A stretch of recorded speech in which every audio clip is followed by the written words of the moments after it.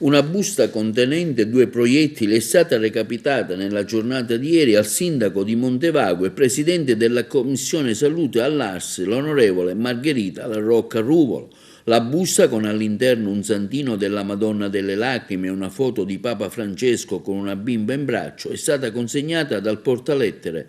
nella giornata di ieri al comune. Il sindaco, nella giornata di ieri pomeriggio, dopo aver visto il contenuto della busta, ha denunciato il fatto alla locale stazione dei Carabinieri di Montevago. Numerose e tante le attestazioni che sono arrivate all'onorevole Margherita La Rocca Ruvolo, come ad esempio quella del presidente dell'Assemblea Territoriale Idrica di Agrigento, del Consiglio Direttivo, del direttore, del personale tutto, che esprimono piena solidarietà e vicinanza alla vicepresidente dell'AICA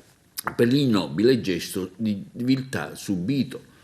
Altra attestazione arriva da parte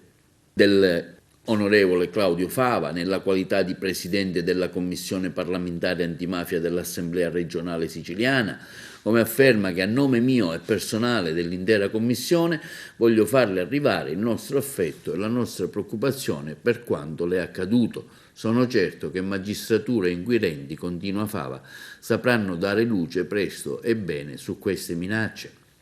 A Margherita La Rocca Ruvolo va anche la solidarietà del gruppo parlamentare del PD all'Assemblea regionale siciliana,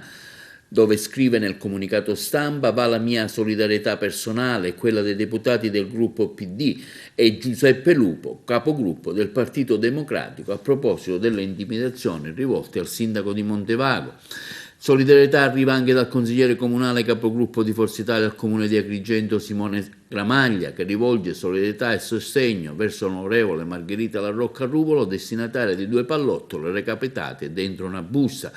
Gramaglia afferma: vili atti come quello commesso non scoraggiano affatto l'amica e collega di partito, onorevole Margherita La Rocca Ruvolo, a proseguire il suo impegno politico alla regione e amministrativo quale sindaco di Montevago. Solidarietà arriva anche dall'onorevole Giusy Savarino, portavoce di Diventerà Bellissima, che afferma come: a nome mio personale del movimento Diventerà Bellissima, alla collega Margherita La Rocca Ruvolo per la minaccia recapitata al suo comune di Montevago, mi auguro che gli inquirenti facciano presto luce. Anche il gruppo parlamentare dei deputati regionali del Movimento 5 Stelle esprimono solidarietà alla collega deputata La Rocca Ruvolo, vittima di un vile gesto intimidatorio, dove va la più nostra ampia solidarietà. Fatti come questo, continuano i 5 Stelle, non devono scalfire la tenacia e la determinazione dei rappresentanti delle istituzioni nel perseguire la legalità e il bene comune, valori di cui l'onorevole La Rocca Ruvolo, siamo certi, continuerà ad essere coraggiosa e validissima interprete come deputata e come presidente della Commissione Sanità all'ARS. Il costante e proficuo impegno politico della collega onorevole Margherita La Rocca Ruvolo non sarà minimamente scalfito e scoraggiato dal vile gesto perpetrato nei suoi confronti.